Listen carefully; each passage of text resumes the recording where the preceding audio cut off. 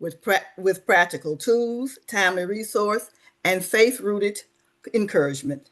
So I encourage you to share our Healthy Together Mississippi Facebook page and our website, www.healthytogetherms.org. And we want you to stay tuned for all future upcoming webinars because they will be, again, very informative. And we have also some exciting news that we will be sharing with you. So, as you know, every month we try to make you aware of some health observances that are going on. And so we want to talk this month about those health observances for April. One of the first ones I'll mention to you is National Minority Health Month, which is celebrated every April to raise awareness in health disparities that affect racial and ethnic minority populations, and is to promote health equity. It focuses on education, early detection, and reducing gaps in care caused by social, economic, and environmental factors. So it's aiming to make sure that everyone has a healthy lifestyle and live to a full health potential. So another important event that's celebrated on April 7th is World Health Day, better known as WHO, and it was established in April 7th, 1948, and it acts as the directing authority on international public health, coordinating responses to global emergencies, and managing disease and outbreak. It also sets the health standards. In 2006, the 2006, the theme is Together for Health Stands with Science. It highlights the progress of science and collaborations. And finally, April is National Autism Acceptance Month, formerly known as Autism Awareness Month.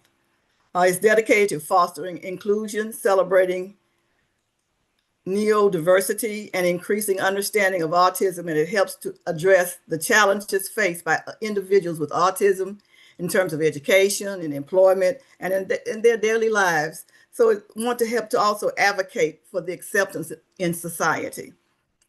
Now, why is this so important? Because according to CDC, 1 in 31 children in the United States identify with autism.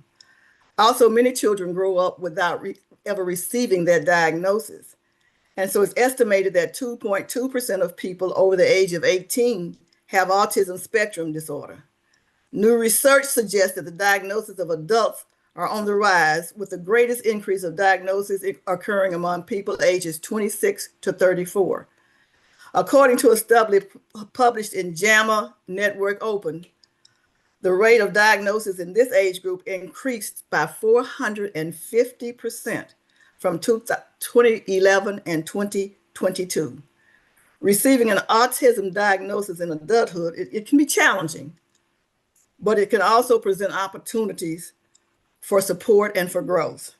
So I'm asking you to join us in celebrating Autism Acceptance Month throughout the month of April by using your voice and your platforms to spread the message of acceptance, inclusion, and helping connect people to the support services, and mostly important, to one another. So today we have Dr.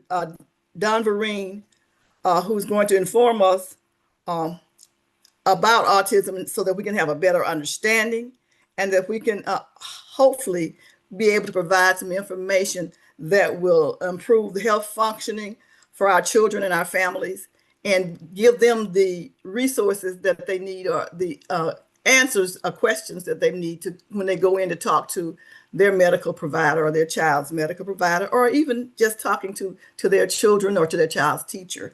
And so we want you to stay tuned for that. But before we talk about the presentation, as always, I want to remind you to get your paper and your pencil so that you can write down any questions that you might have. And the reason that it's important that you do that is because we want you to be equipped with the right questions so that you get the right answers. So that if your child or you are facing issues with autism or living with autism, then you're facing issues that you can't overcome because people don't understand. You're going to have the right questions to ask to get the answers that you need to help you and your child have a better quality of life. Now, also today, we are going to pivot just a little bit from our normal procedure because Dr. Vereen says he wants to hear from you immediately after he does his presentation.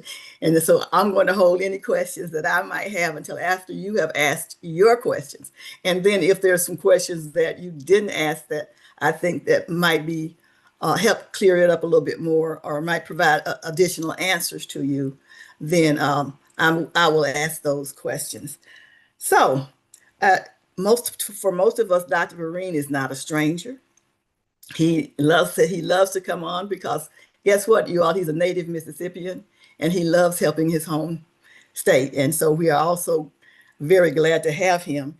Dr. Vereen is a psychiatrist and he's a public health expert that's best known for his work in substance abuse and national drug policy. He currently serves as the Director of Community-Based Public Health at the University of Michigan School of Public Health. And he's also the Director of the University of Michigan Substance Abuse Research Center. Again, Dr. Vereen, welcome and thank you so very much.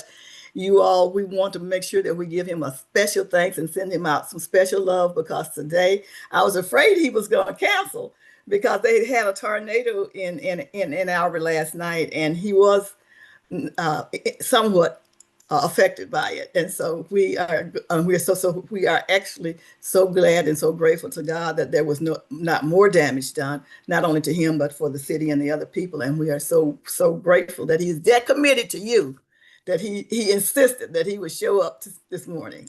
So welcome, Dr. Vereen. Thank you much, Bettina. I appreciate that, and I do apologize. I couldn't get to the indoor place that I wanted to be with you today. So I'm outside at a Starbucks. So there may be a little bit of noise in the background. Let me first say that I'm honored and looking forward to having a dialogue with you. As you know, if you've heard me interact with you before, I prefer to exchange knowledge by lecturing less and listening more. And hopefully we can have a dialogue. And please, if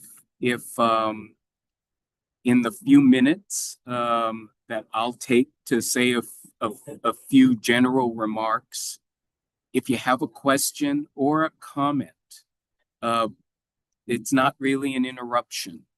Just indicate that you have something to say or you have a question, and we can have that conversation.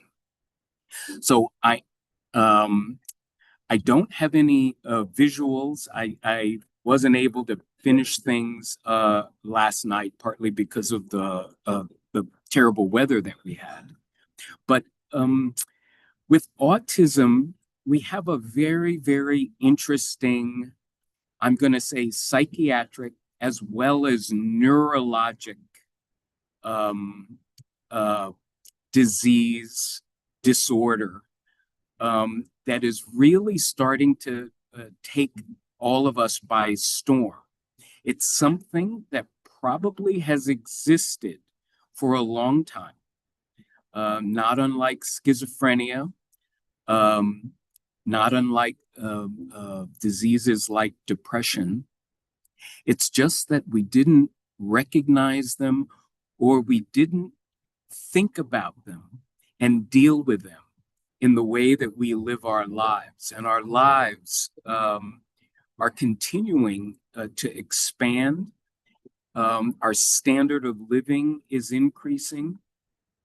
The kinds of things that are important in our culture and our society, like being able to go to school, being able to work regularly, have an income, to be able to read and write and think in order to be able to vote.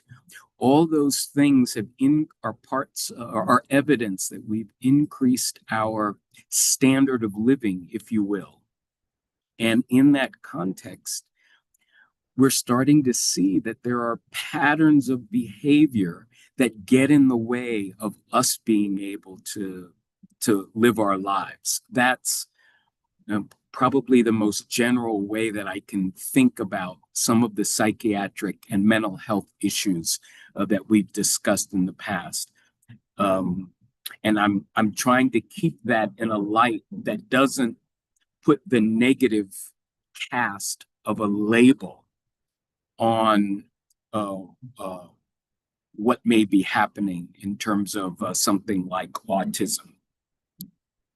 So in that vein, in psychiatry, there are certain major categories of, I'll say, illnesses or disorders or problems. We're aware of anxiety disorders. You know, you can have panic attacks, you can have generalized anxiety disorder, you can have post-traumatic stress. Those are a category because they involves human beings feeling anxious. Another category is we can have mood disorders. We can have low moods, depression, high moods, mania, and you can cycle between those: manic depressive illness, bipolar disorder. That's another category. You can have a personality disorder. You can have these. Sometimes you're born with them. Sometimes you develop them. It's usually a mix of these fixed personal traits that become a part of your personality and how you live your life. And those come in a number of different categories. That's a discussion for another lecture. Then there are the psychotic disorders, schizophrenia. You can have psychotic symptoms if you're high on drugs. You can have psychotic symptoms if you're depressed or manic. Another category would be eating disorders, eating too much, making yourself throw up, bulimia, etc. You can have a substance abuse, an addictive disorder where you can't stop taking a substance. Some people put Alzheimer's, when you have a dementia, in these mental illness categories. In that case, there are pretty specific brain issues that we can point to where the brain starts to degenerate. And then lastly are the developmental disorders. Neuro meaning the brain and nerves, and development meaning as a person gets older and older and older, you start to see more clearly things that are not quite settling right, not quite going as planned with the brain development. And that's where autism lives. So it's a part of a big category of things. And one of the reasons I went through all those categories is that a person who ends up being diagnosed with autism can experience any and multiple psychiatric symptoms in those other categories. So you can imagine that makes it very difficult to diagnose. But having said all that, there are some ways and some things that can be done in terms of observation. And there have been developed some pretty sophisticated tests. Usually what's required is an observation of the person by a professional. But there are some things that we can do in the public as parents, as friends, and as relatives in terms of our observation, and we'll be a little bit more educated about what the what this phenomenon is.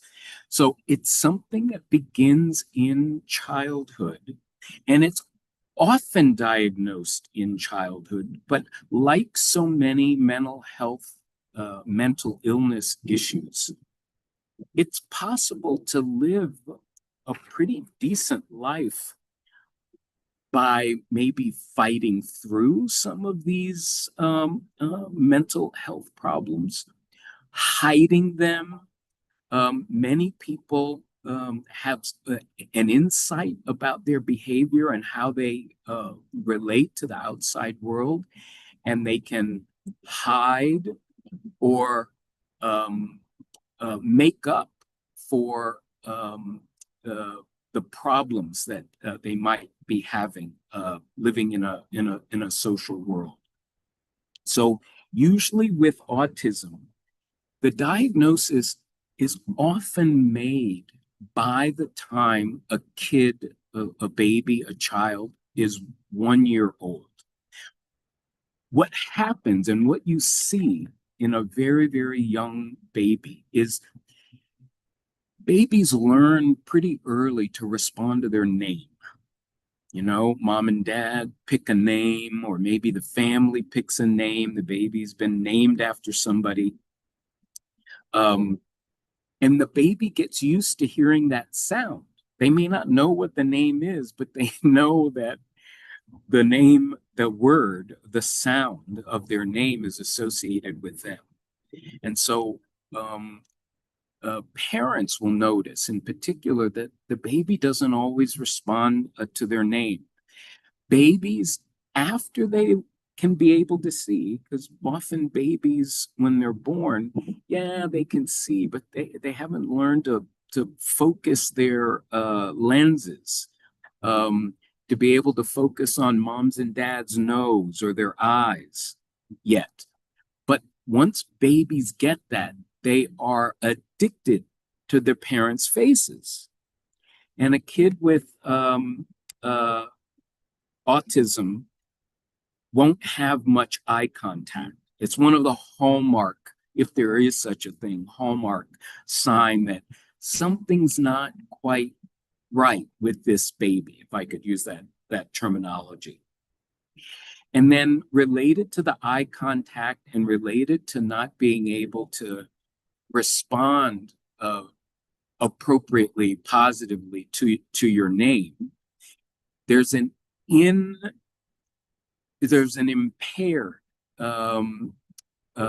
ability to interact with the parent. The baby can seem distracted, paying attention to something else because they're not making eye contact. They may be paying attention to something else, maybe only one or two other things, and that's related to a symptom that we'll talk about in a second, that becomes more obvious when the baby gets older.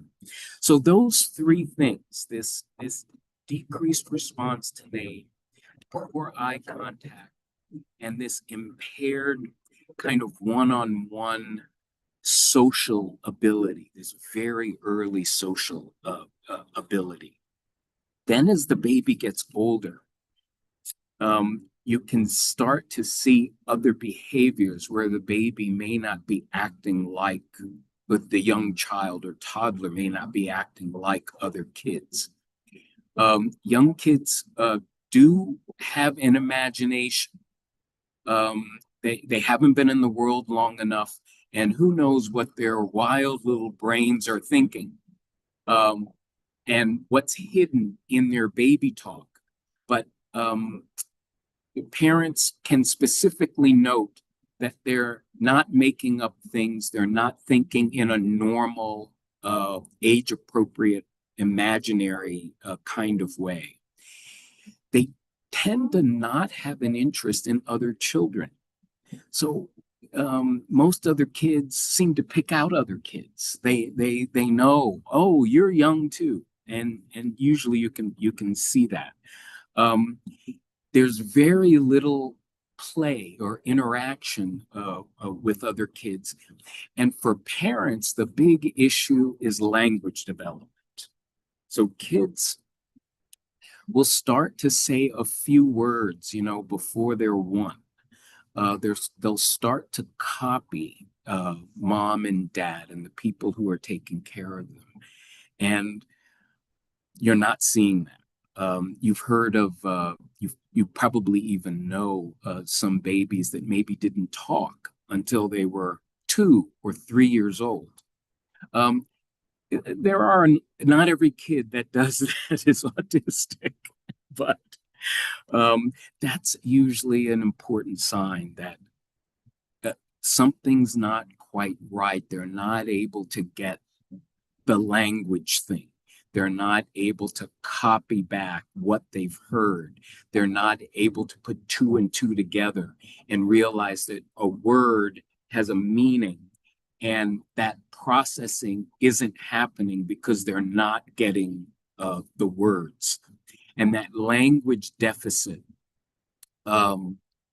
is something that can cripple the baby. And I'm going to fast forward here. The things I've been talking about, since we can draw a picture of them and we can talk about them, it makes it an important point where professionals can intervene, professionals and parents can, and friends and family can intervene. So if there's a language, there's a delayed ability to take on language, getting a young kid into speech therapy early can help neutralize and even reverse some of the consequences of not learning the language early on. Now, there are plenty of people with autism that make it into adulthood. So they clearly have or develop, language skills well enough to negotiate the world, to get through school, to be able to hold down a job. But their language, when you listen to it, can be very concrete, very one-dimensional. And again, when you can see that, that allows for an opportunity. Once you're able to assess something like that, that is something that then can be worked on and improved to mitigate some of the symptoms of autism. Very, very quickly, people with autism can have these repetitive behaviors. They can rock. Sometimes they'll rock to soothe themselves, or it's just the soothing kind of thing. So instead of me coming home and having a glass of wine, I might come home and sit on a chair and rock. And you may have seen people like this, people who are flapping their hands or walking on their toes are they love to do that over and over again. And then another aspect of repetitive behaviors is their thinking can be repetitive. And when that happens, or when that takes hold, people with autism get very rigid about their routines. They want to do the same thing over and over again, the same thing every time, the same way every time. And if you try to take them out of that routine, that's when you get some kind of resulting behavior. There's very little tolerance from moving from one routine to the next routine. So that there are transition difficulties. And then the last sort of category has to do with our senses. Smelling, tasting, seeing, feeling, loud sounds. The classic, oh, that's too loud. Something that, might be loud, but not so loud that you have to cover your ears. Someone who is sensitive to the sound will do this when everybody else is tolerating it. um, uh, hyper reactions to smells. Um, Sometimes certain textures can be very, very appealing uh, uh, to people with autism. I'm remembering a young kid I was evaluating once who was just absolutely taken with his mother's nylons. And so he was always, when she had on nylons, if she didn't, he wasn't interested. But if she had on nylons, she couldn't take him in public because he was just constantly rubbing up and down her legs because he loved the feel of the nylon, that fine feeling on his fingers. So let me sort of wrap up very, very quickly by saying there's a genetic basis to this. There's a biological basis to this disorder that really does, even in those in adulthood, begins in childhood. Something like 100 genes have been associated with different aspects of autism, and there may be more than 1,000 different genes, depending on what your autism looks like, that that could play a role in the development of this disorder. Now, autism, I was taught, was a pretty rare thing. I did my training in the mid 80s to late 80s. So 40 years ago, this was considered a rarity in children.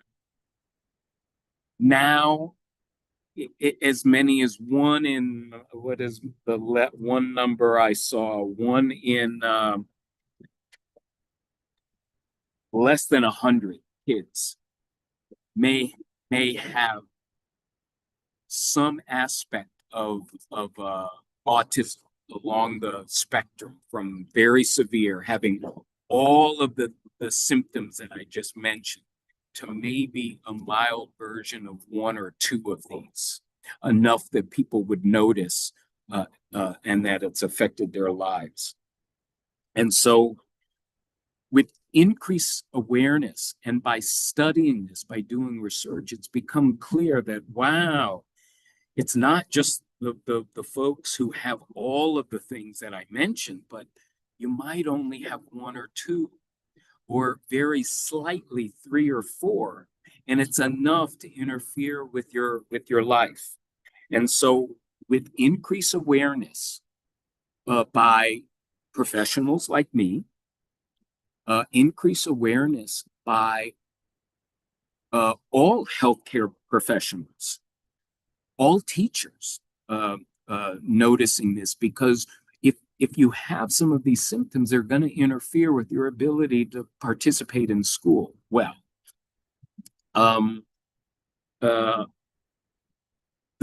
We've been getting better at detecting it and diagnosing it and treating it.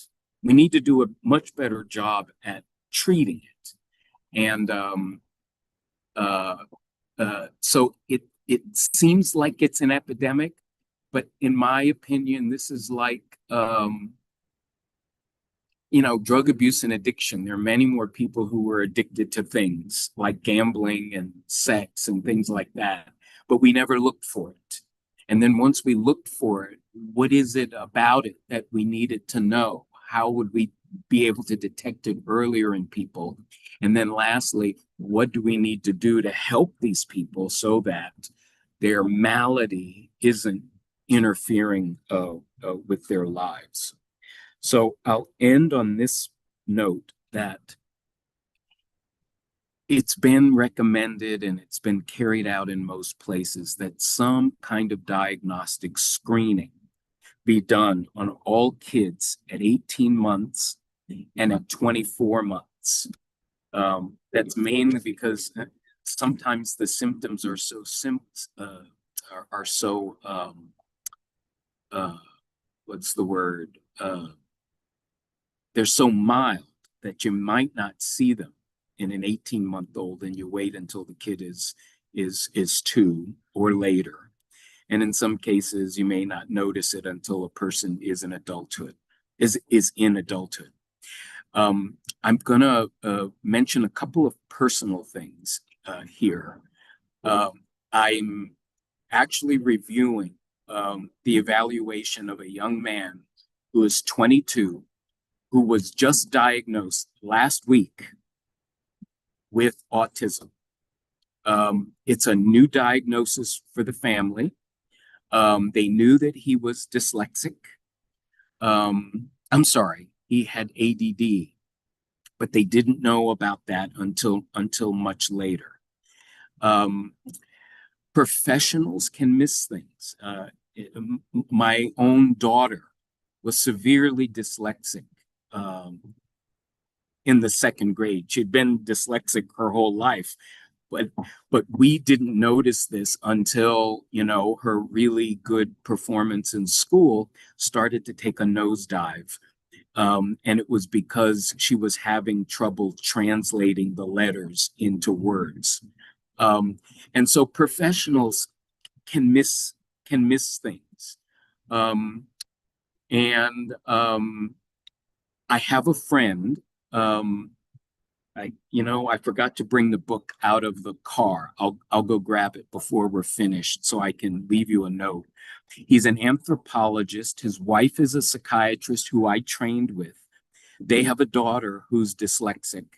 And, this Harvard-trained doc knew that something wasn't quite right, but, they had a kid who was active, and it wasn't until they went back and looked at some old family movies and realized Isabel never looked them in the eye. And she seemed like a happy kid, but she never really interacted with her parents like their second child did. And so this is a very, very difficult thing to see. But it's also a thing that people can get help with and for. So let me stop there. There's a lot more to say, and I've already gone over. So could we start with any comments about things that I've said, and or any questions?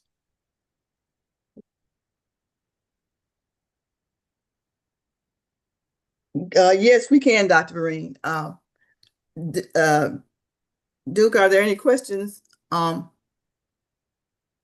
the other social medias other than Zoom? I'm checking now. Oh.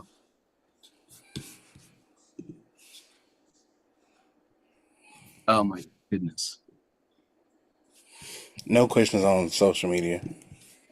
Okay, so if you're on Zoom and you have questions, if you weren't here at the beginning, we changed up the format so that you can ask your questions now before I ask my questions of Dr. Vereen. So if you have any questions or if you have any comments, please, okay, so there's one in the chat. This is Dr. Vereen. You mentioned that autism may not be noticed until after age 12. Why is that?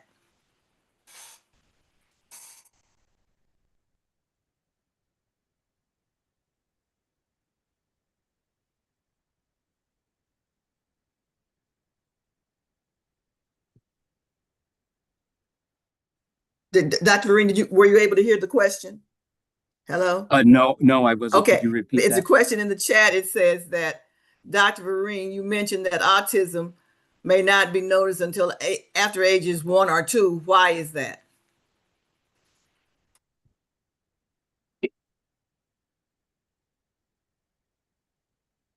The way I'm going to answer the question is this way. When I gave the example of my friend who wrote a book about autism and his wife, who's a psychiatrist, if you're not looking for a problem, you a parent has a child and they're interacting with the child and they see everything in a positive light.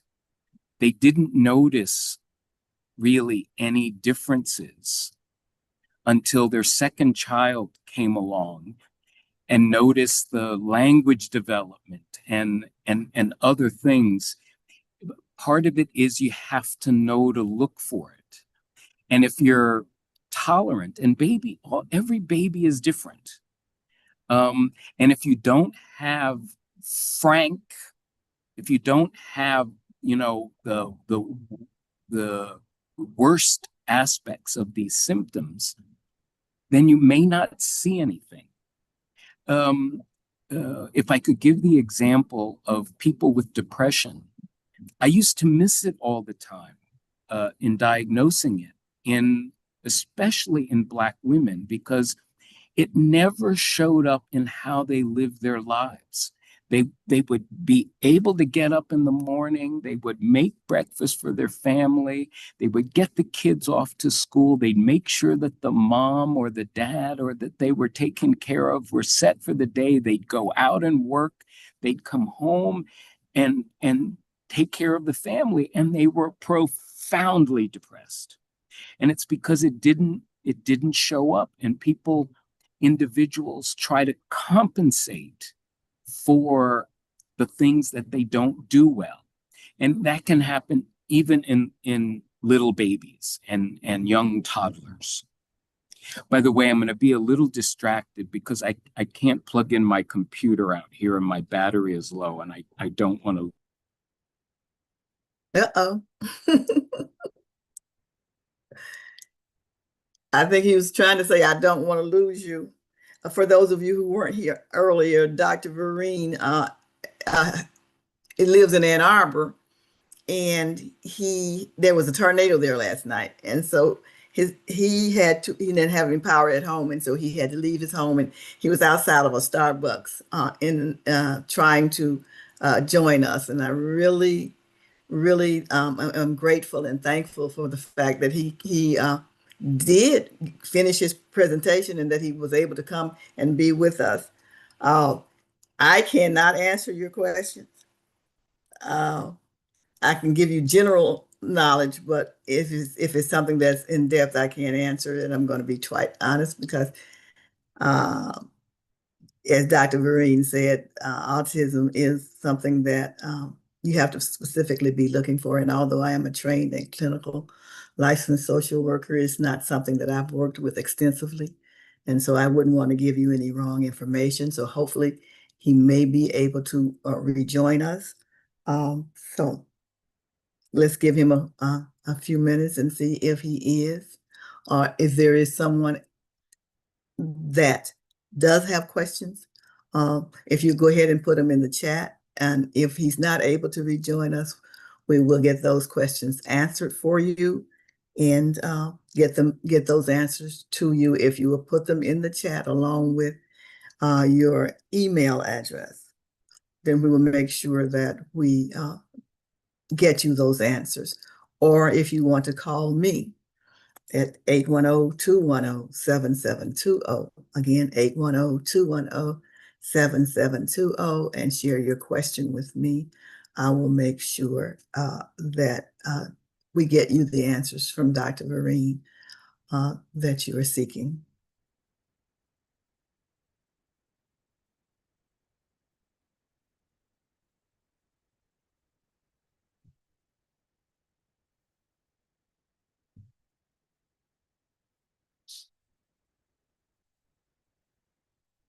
So while we are waiting to see, giving him a few more minutes to see if he's going to rejoin us, I will go ahead and give you our updates, our friendly reminders for what's coming up.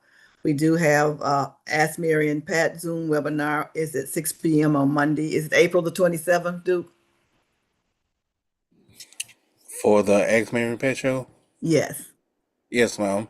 And for Let's Talk Real Estate with Aria Mays, I have March 23rd at 11 a.m. We will We will make an announcement about that date. Okay, I'll, so I'll check with her to make sure. we are firm with that. We have a Ask Mary and Pat Zoom webinar at 6 p.m. on Monday, April the 27th. Check our website. It will be posted for the Let's Talk About Real Estate with Area Mays. We know that the time usually is 11 a.m. and it looks like Dr. Vereen has been able to rejoin us. Unmute yourself, Dr. Vereen. Unmute yourself, sir. Thank you. There we go. Sorry, All sorry. right. I Okay. apologize. This has been a day. Yes. Well, we are so grateful that you are sticking with us. So there is a question. It says, is it beneficial to enroll your child in a special program within a school or agency to help the child since that child cannot talk or has particular eating and playing habits? And the answer is absolutely. And here's the reason why. The earlier that a diagnosis can be made means that the earlier the child can be plugged into the resources. They can get the resources and plugged into the programs that can help mitigate or even reverse some of the symptoms of the autism. And the reason that's so important is that babies, toddlers, children, adolescents, young adults, their brain is still developing. It's a term the term we use is plastic.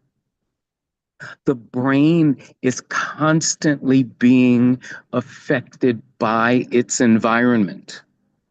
And so that's why we send our children to school. Their brains are still developing. And as the brains are developing, we are teaching that child. We are teaching the child through their brain to use their brains to add, subtract, to talk, to communicate by writing, by using oral language, by getting the child into some kind of program.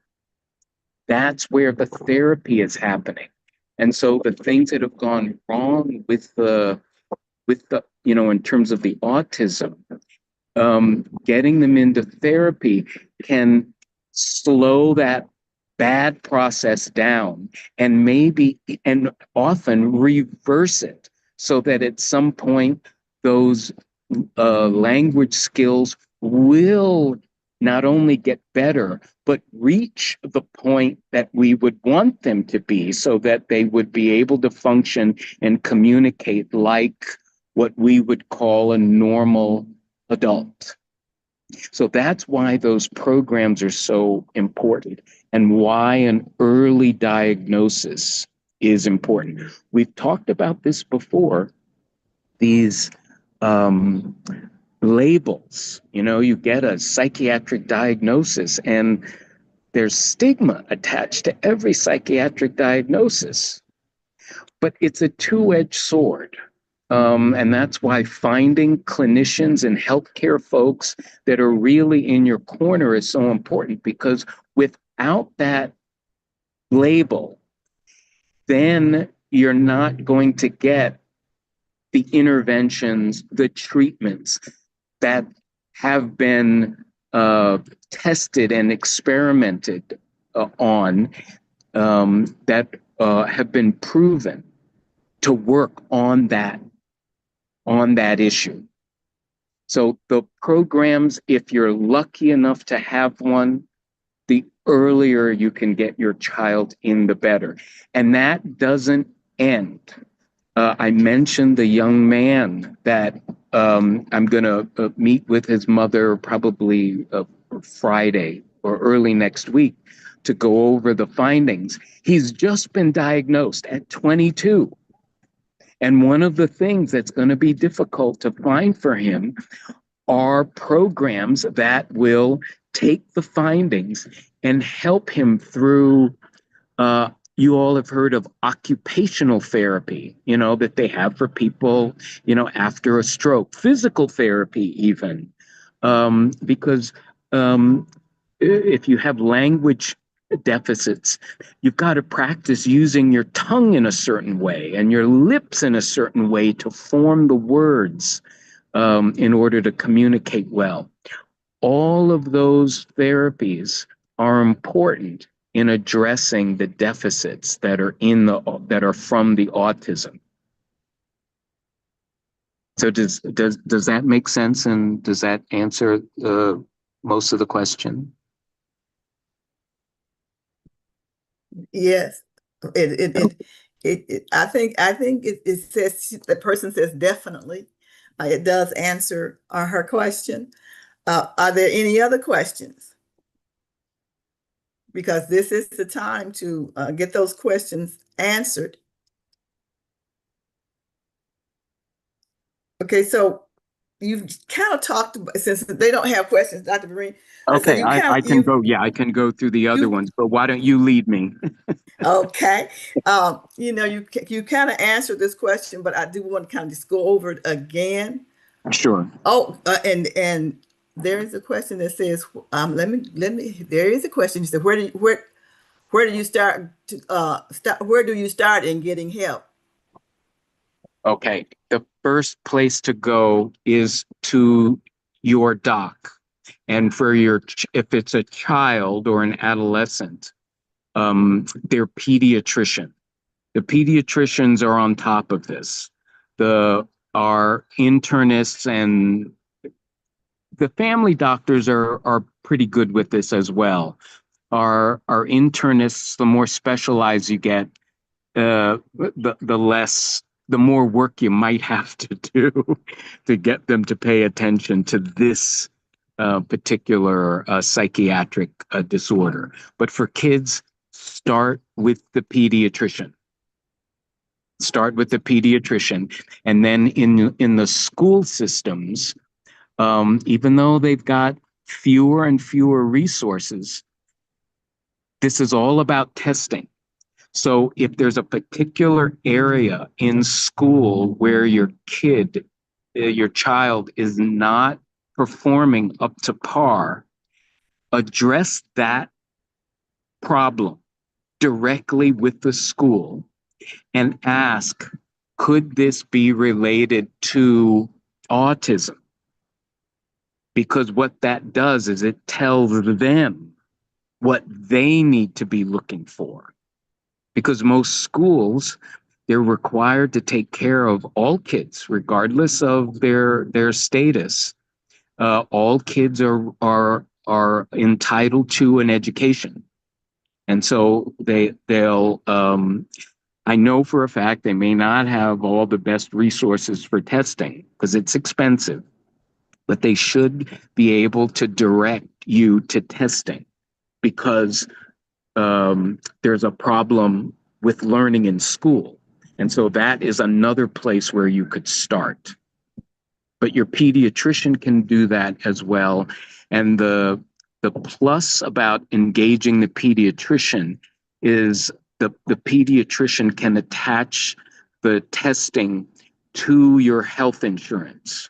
Hopefully there is health insurance, but this is a health issue. And so the pediatrician can order the tests, have a provisional diagnosis, order the tests, and there would be coverage by your insurance. So that's the other reason to start with your pediatrician and or your doc. And there is another question about a list of resources, Dr. Vereen, and I think that you've given the answer. The very first place to start is with your pediatrician. If you don't have a pediatrician, then perhaps calling your insurance company and finding out which pediatricians that they have on their list that you can see, because we want to make sure that you are going to be able to get it covered. So make sure that your insurance company, they're in your insurance company's plan. And Yeah. then, the next place to go or at the same time with the school, because they might already have a psychologist or someone that they work with that they can refer you to. And then there's always the National Autism Association that we can reach out to Mhm. to find out in And, our area yeah, who and might be. every group that you mentioned are the best sources for the resources. Yes.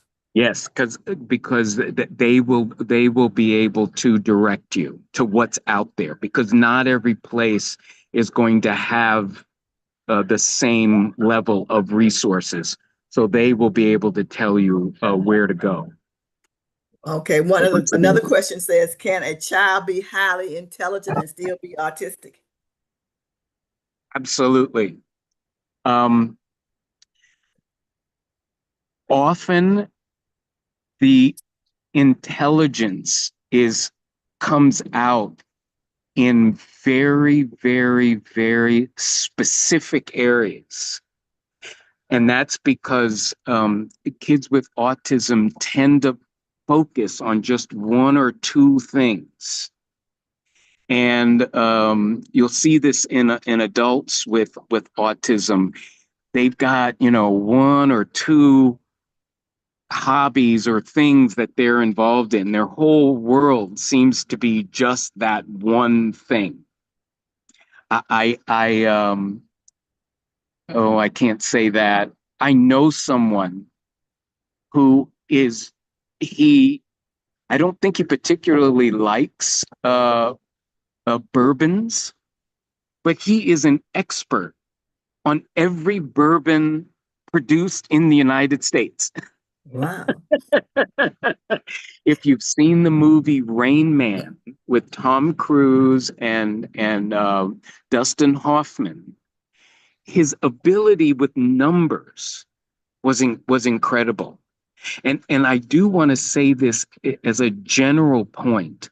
Many of these psychiatric disorders used to be associated with what was called mental retardation.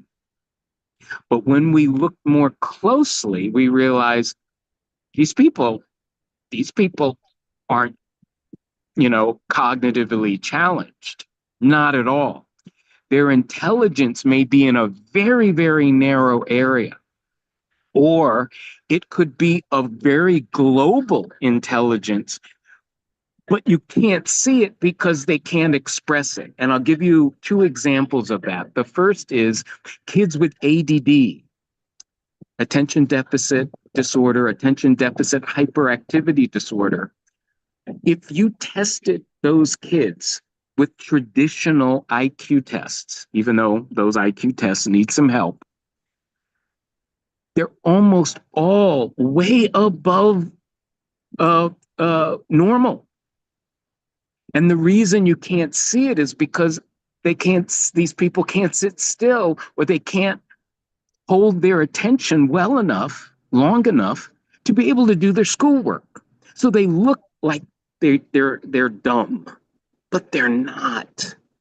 They're highly intelligent. In fact, they're so intelligent that they're able to hide their disease. The so-called dumb blonde, girls with ADHD, for example, most of the time are not hyperactive like their boy counterparts. So they sit in the classroom, they can't get what's going on. Their mind is wandering all over the place. They're twittering their hair. And they just learn to look pretty because that's how people pay attention to them. But they're actually quite intelligent. Boys are often the class clown. They act out. Kids who are dyslexic, our daughter, severely dyslexic, was overcompensating. And that's why partly why we missed it. Very intelligent. Whoopi Goldberg one of the smartest people on this earth. She's a great actress.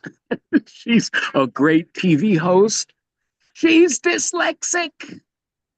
And she went into comedy, became a comedian, because that's where you see a lot of people with ADD and dyslexia.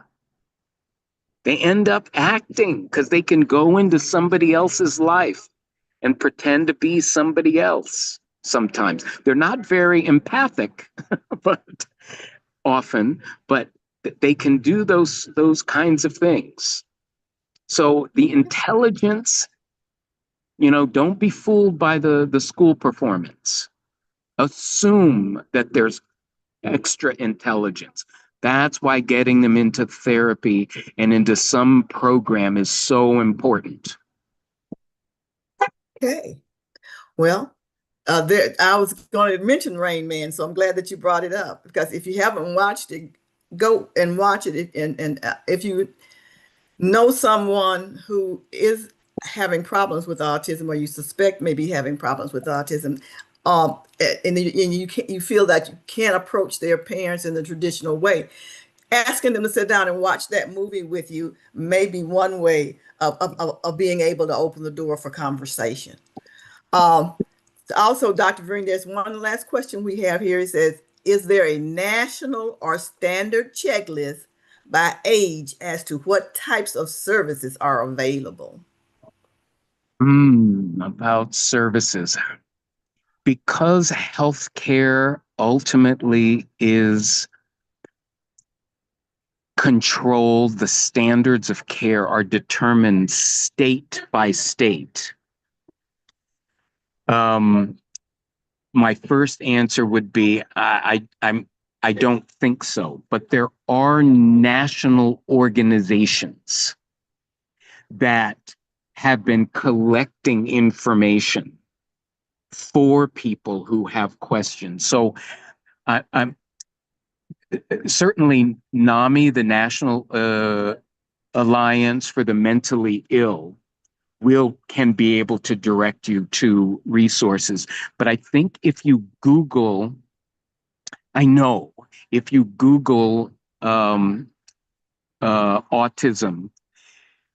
what is likely to happen is you'll get a reference to some information that's been developed by an organization, and then that's where you'll see a national organization, and they will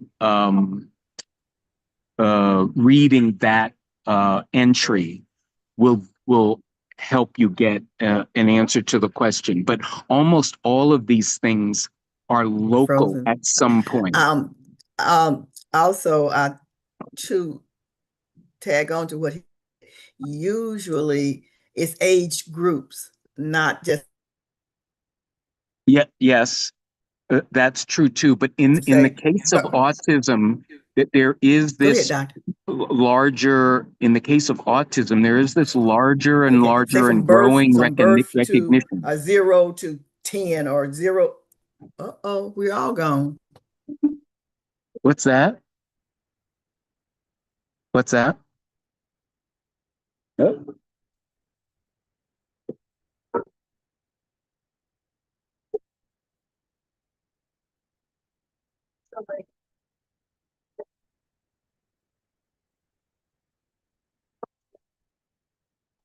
It's usually again by like category from 0 to 5 or 5 to 10. It's the birth, adolescent, youth, adolescents, teenagers, and adults. But if they're going to break it down by age, it's age categories, instead of just that you can't go someplace and say, I want something on all 7-year-olds, or I want something on all 8-year-olds. It usually has to be a category of age. Yeah, that's right. And it has to do with the way they break up the developmental stages. Right. So there's preschool, and then there's the latency aged kids. So from 6 to 8 or 9, and then the preteens, and then the teens, and then the adults. But again, start with your doc, because the doc, it can, if they're aware of the resources, or they'll be able to steer you to somebody who does know what the resources are. It's often the folks in social work that will know many of those things. The social worker involved with other health, with their fellow healthcare professionals. Now, the person said that the reason that they asked that question is because there are certain legalities that come into play with guardianship. Oh, so they're a guardian. Again, I would re-emphasize the healthcare professional attached to the child. Okay. Because they will automatically take into account those issues, because they've got to be able to take care of the child, and they will make sure that the legal issues related to guardianship are dealt with when they're taking care of the child. And this becomes one of the health issues that they'll be responsible for. Okay. You can take that into account. All right. Well, thank you. This is interesting. I'm not the parent just asking questions related to their issues. So, okay. Thank you very much. Mm-hmm. Thank you very much. And Dr. Vereen, we did not have to get to my questions. So again, I want to thank you so very much for being here and soldiering through all of the difficulties that you've been challenged with today. And we are so very glad that you are dedicated and want to make sure that people get information. That's one thing I like about you. You are a medical professional, but you also have a pulse on the community, and you really care about the community, and you want to make sure that they have the answers that they need to have a healthy life and to have the questions that they need to ask those, to get those answers that they need. And so again, thank you so very much. I know that you are go above and beyond. And so thank you so very much for your time. And we will say, again, the reminders are Ask Mary and Pat at 6 p.m. April the 27th. And then next month on the third Wednesday Parent Resource Chat, Dr. Vereen will be back with us again, because in talking with him today, we realized that it is National Mental Health Month. It is minority mental health. And so we want to talk about a health issue that seems to be lingering on, because there are a lot of people still have not been able to overcome the grief from COVID. And then also there are people that are soldiering through multiple deaths in their family at a time, and they don't know how to deal with that grief. And so there are different forms of grief, different stages of grief. And so that is one of the things that we will talk about next month on the third Wednesday Parent Resource Chat, when we are talking about mental health. So if there are no other questions, because we are after 12 and we want to be respectful of Dr. Vereen's time. So if there are no other questions from the social media platforms other than Zoom, we are going to wish you a wonderful, blessed day. And we thank you again for joining us. And please tune in again next month or sign on again next month for our third Wednesday Parent Resource Chat. Thank you all. And thank you for your questions. Have a blessed day. Now, if you're on Zoom, just stick around for another few minutes, and we will finish up.